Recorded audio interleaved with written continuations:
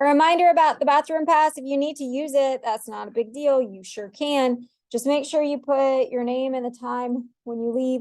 When you get back, you can erase your name. If you want to be on the waiting list, you can put your name underneath whoever is gone. As I said before, this is an excellent indication of how you're going to do on the quiz for today. It is very similar. First question. We have two functions, f and g, and it says find f minus g. The first thing that I would like to see on your quiz is that you took the time to rewrite that. So f minus g of x is the same thing as f of x minus g of x. When we took our notes on inverses, I said that the first step for like everything is rewriting it. Same thing for question 2. I see that it's f times g of negative 3. I'm going to go ahead and rewrite that one too.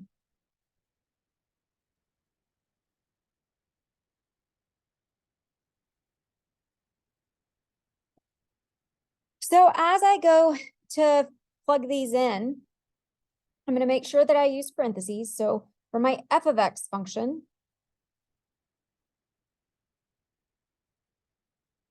minus my g of x function.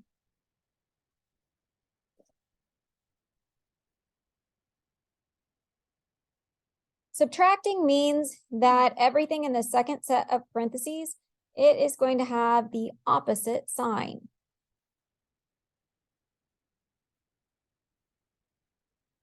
Once I distribute in that negative, I no longer need parentheses. At this point, I just combine like terms. I look for things that are alike. So for my x term, no other x's, it's going to be all by itself. For my x terms, I hope I said x squared. Those can combine together. And then for my constants, I can put those together. So I'm going to rewrite it, combining like terms. So x squared is all by itself. I have negative 2x and then negative 2x. So I have negative 4x that didn't actually cancel. So I have negative 4x. And then negative 3 minus 4, so negative 7. Is it possible that something could have canceled out? Is it possible that something could have canceled out? Sure. It didn't, but it could have. It's not a big deal. For question number 2, we've got our two functions and we're also plugging in a value. So I'm going to rewrite the f function, and everywhere that I see x, I'm going to leave myself parentheses. And then I'm going to write the g function, and everywhere that I see x, I'm going to leave myself some parentheses.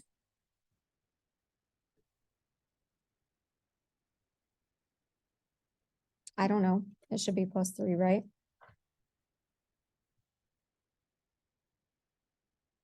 I'm glad you're paying attention. Nobody else caught me. So that should have been a plus 3. I don't know why I wrote down minus 3. I'm tired. I don't know why. So negative 4 plus 3. So that should be minus 1. Thank you. So on to question 2. Is there another one?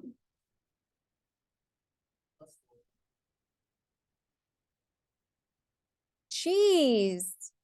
Good grief. Maybe we should just call it a day already. Having a rough morning, friends. I feel like I remembered it being a 7.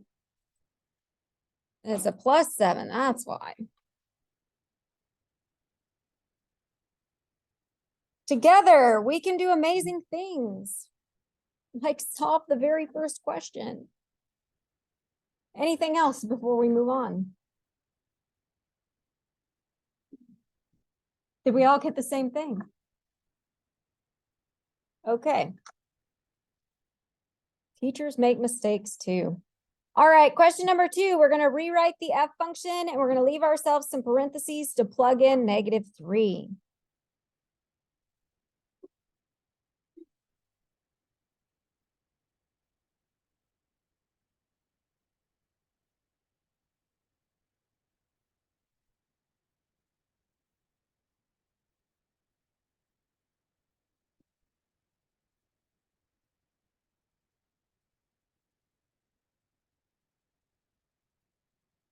So I rewrote the f function, the g function, and everywhere that I saw x, I plugged in -3. So now I will evaluate. So -3 times -3, what do we get? +9 minus 3. And then in the right set of parentheses, I've got 7 minus 3. On to the left set of parentheses again, 9 minus 3.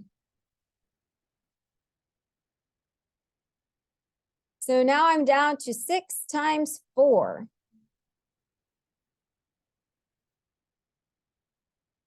Very good.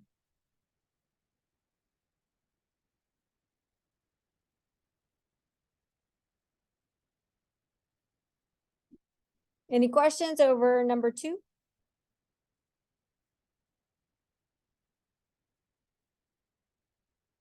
All right, question 3. This is f of g of x. I'm going to rewrite it. Sorry, g of f of x. G of f of x. What that means is that I'm going to write the g function. And I'm going to leave myself a space where I see the x. So the g function. That is the g function, 3x minus 4. So I wrote it and I left myself a space because it's saying we're going to write the g function and then we're going to plug in the f function inside of the x. So I'm going to take that and plug it in.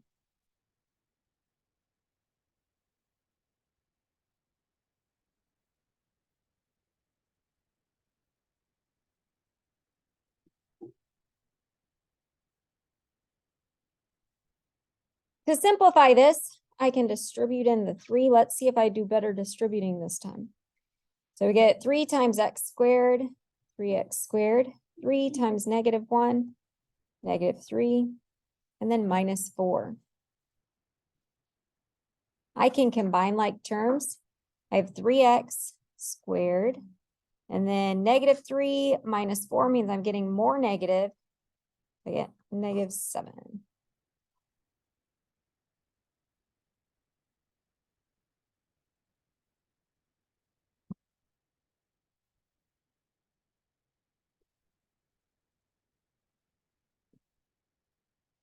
Questions on number 3?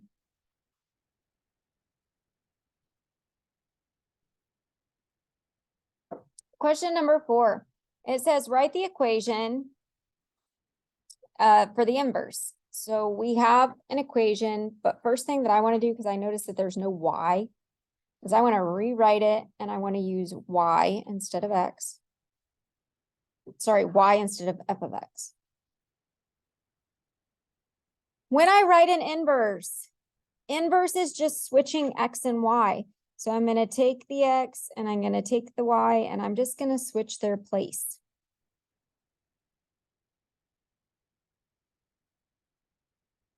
So I rewrite everything else exactly the same. I just switch the place of the x and the y. As soon as you do that, you're ready to just solve for y. You want to just move everything away from the y so it's all by itself.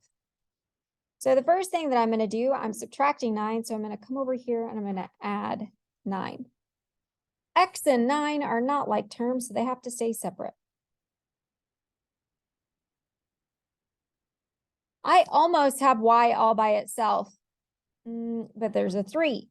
So the inverse of multiply by 3 is divide by 3.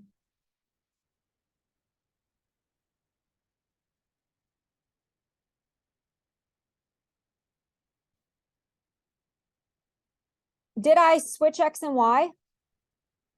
Did I get y by itself? Then I just found the inverse. So the symbol for inverse or the notation is this. So I'm going to go take my answer and I'm going to go write it on the line. So y is the same thing as an inverse function of x. So I'm not going to rewrite that part, but I can put my function on the line.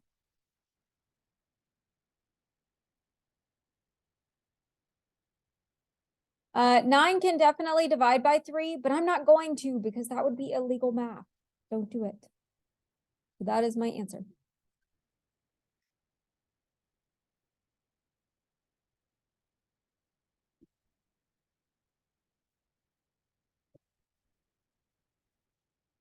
All right.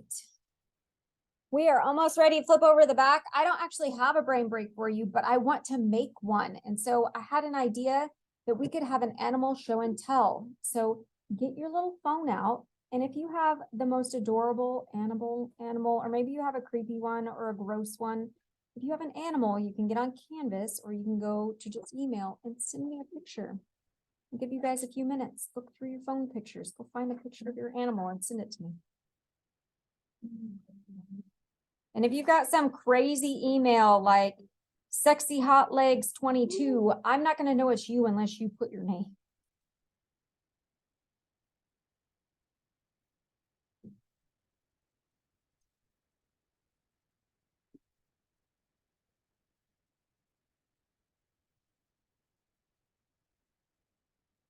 Or if your parents are really strict and they won't let you have an animal, but you really want an animal and you want it to be some crazy, gross tarantula or something, if you can find a picture of exactly what you want, then you could send me that too. We can have pretend show and tell.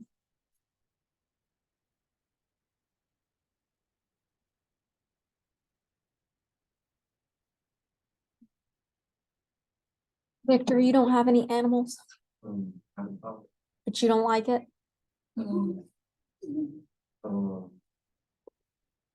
It's all right. Because I love my dog. Like he might be my favorite person I come home to most days. No, my dad, I think it's really good. Yeah, I feel like, something like that. Well, mine's like a human, so I like him.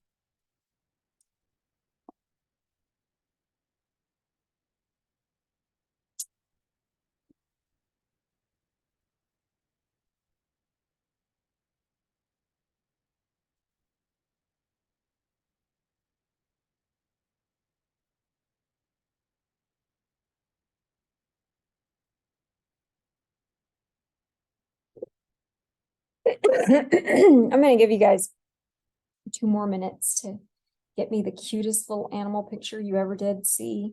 And those of you that already sent your picture or you don't like your animal, Victor, then just flip your paper over and you can start making a table of points for the first question on the back.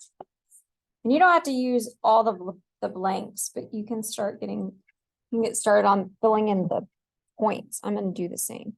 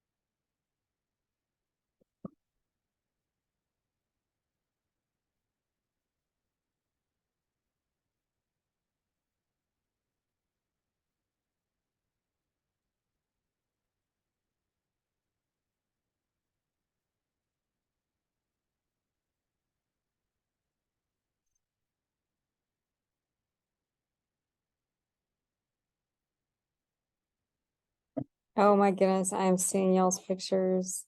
I'm so excited. Okay.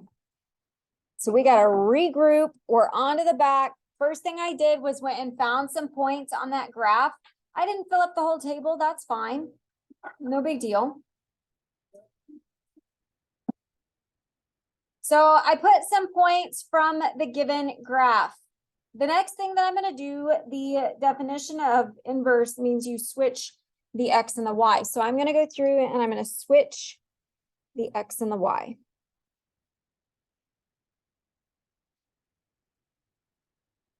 And the way that I do it, because I feel like it can be really easy to mess up on these.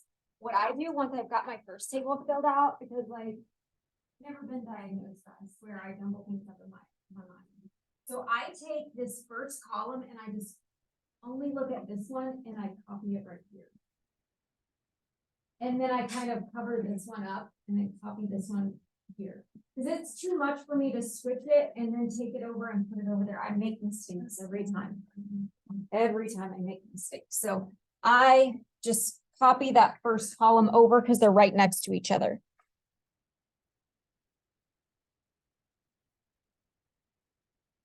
Has anybody else made mistakes switching them? You messed up? Okay, I just didn't want to feel alone. No, it's not just me. And then I'll copy that last column. So now I'm going to go plot those points. And as I plot them, just like we do those dot to dot pictures, I'm going to connect the dots. And what I notice is that the first, like as I connect the first and second one, they're curvy. And then second to third, they're also curvy. So these are curvy. And then the, actually, these are curvy. And the last one will be a straight line because I need my picture to look the same. So I'm going to go plot that first one over at 3, 1. My second point, I'm going to make these pink. My second one is at 2, 2. These kind of overlap each other. That's okay. And I know that they are curvy.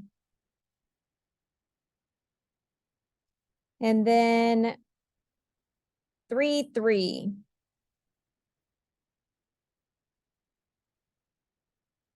And then 0, 5.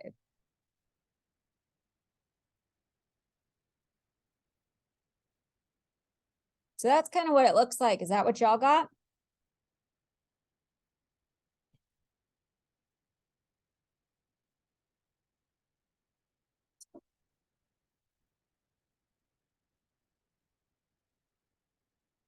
That's pretty much it. That is making the graph of the inverse.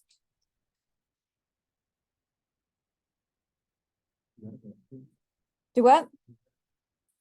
100%. If you don't graph it, you miss half your credit. You definitely have to graph it.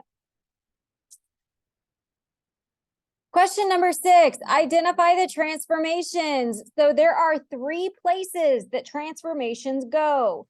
They go in front, inside, or after the X grouping. So we have 3 things to talk about. The 1/3, what is it doing? It's a stretch compression. I mean, technically it's a compression because it's a fraction. So compress by 1/3. Stretch is a number bigger than 1. So the -6, what is it doing?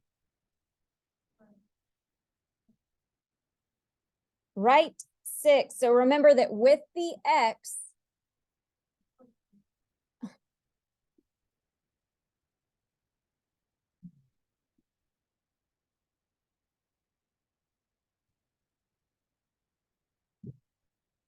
with the X is X movements. So the X axis, and I promise you'll have a graph somewhere on your quiz that you can look at. The X axis is left and right. So it's a left and right movement. Everything in the X grouping is opposite. So good job. It is right, not 3. I don't even know where I got that. So right 6. Then the +2, what is it doing? Get that question right. I'm going to tell you that the reason you'll miss it. So I'm pretty sure it's a multiple choice question. You'll miss it because you're trying to be fast. There's no reason to try and be fast. Just read every single answer choice and make sure, because sometimes we pick the answer choice, but then we keep reading and we realize, oh, that wasn't the right one because you missed a little piece. Just read all the answer choices. The graphs, they're coming, they're on your quiz. So use the graphs to answer the following. Our first step is to rewrite these. Even if you suck it up, if you can rewrite them, you can get a little bit of points. So to rewrite them, f plus g of 1. So it's f of 1 plus g of 1. I'm going to rewrite all of them. So f divided by g of 4. So that's f of 4 divided by g of 4. And last, that is g of f of 4. So you write g of f of 4. For the first one, I need to go and look at my graphs. So I need to read very, very carefully. So that is the G graph, that is the F graph. It's very possible that I switched the names on the quiz. So just read, make sure you're picking the right graph. So this says F of 1. On my F graph, I'm going to go over to 1. And then my graph is up here at 5. For my G graph, G of 1, I go over to 1. My graph is at -3.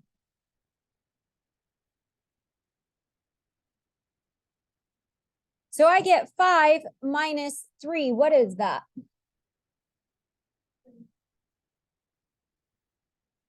I agree. For f of 4 divided by g of 4, well, I need to go find f of 4. So on my f graph, I go over to 4. My graph is up at 1.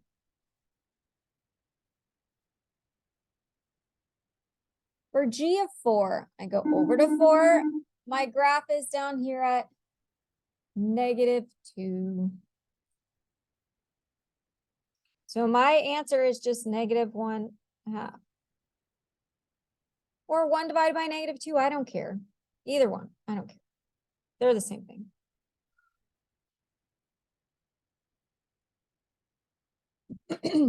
And last, we have g of f of 4. First thing that you have to do is go find f of 4. You got to go start with where the numbers are. So f of 4, well, we just found that in the problem above. Go over to 4 and then up, you're at 1. So now I'm going to find g of 1. So I go over to my G graph, I go over to 1, and it goes down to -3. So the answer is -3.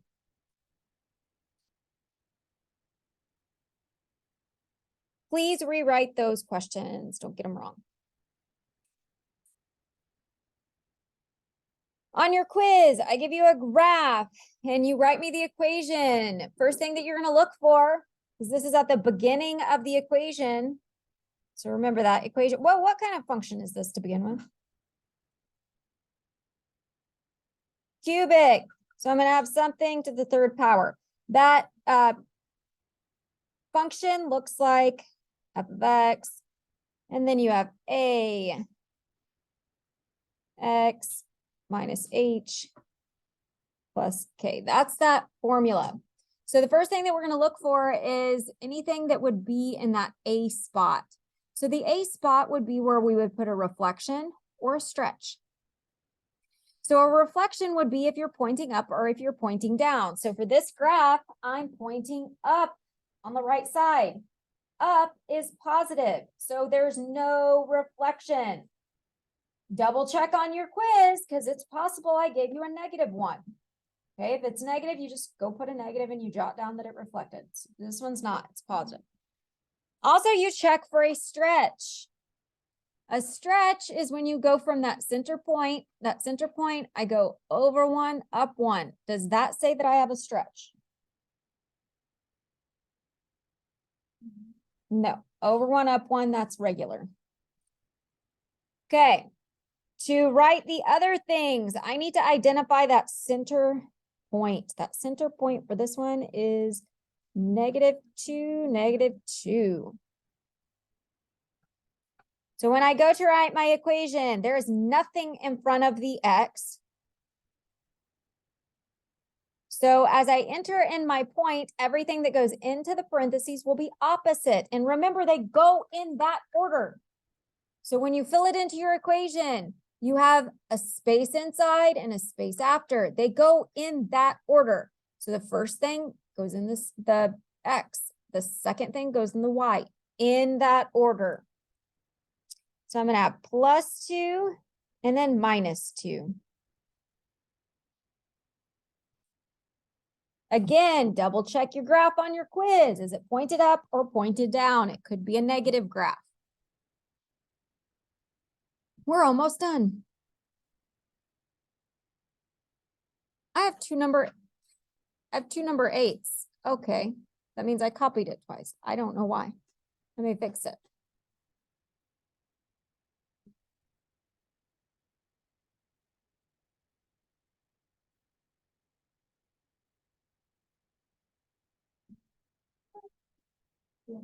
All right, for question number 9, it says make a table of points that are part of the solution set. We never actually talked about inequalities, but I feel like you can do this. If you're part of the solution set, where are you going to be? In the shaded spot. So if you're part of the solution set, you're going to be in the shaded spot. So I'm going to make myself an X and a Y, just make myself a table. So I'm going to go through and I'm going to make the points that matter or that count. I'm going to make them pink. So I'm going to first look at all the points and start with those. I'm going to chop those down. So I have -3, -1.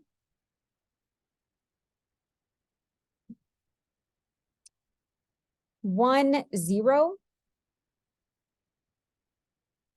4, -1. 6, 1. Do you agree with me? Okay. Well, now, do we agree that these random floaters up here, those are not in solution set, right? No. All right, so then let's talk about anything that's on the line. These are on a dotted line, so do they count or not count? No, they do not count because they're on a dotted line. If you're on a dotted line, you are not part of the solution set. So those are the only 4 that actually count. That's it. Question 10. Solve by graphing. What does that mean? If I give you a graph and I say solve by graphing, it's so simple. We need to get it right. What does it mean to solve by graphing? There's no math.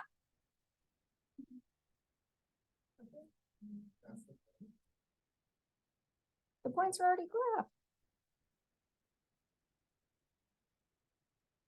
It's so easy. To solve by graphing. Nope. And for this graph, there's only one solution. How do you know? Yes. Solutions are x-intercepts. All day, doesn't matter what graph.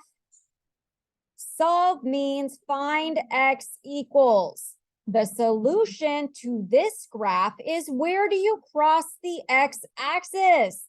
It's simple. So x is equal to 2. That is it. That's it. No math. You're just looking for where do you cross the x-axis. So I would like for you to do 2 things. We're going to turn in this warm up. Don't turn in your practice worksheet. Just you hang on to that. You're going to turn in the warm up and you're also going to go put your phone on the wall. After the quiz, this is your mystery picture.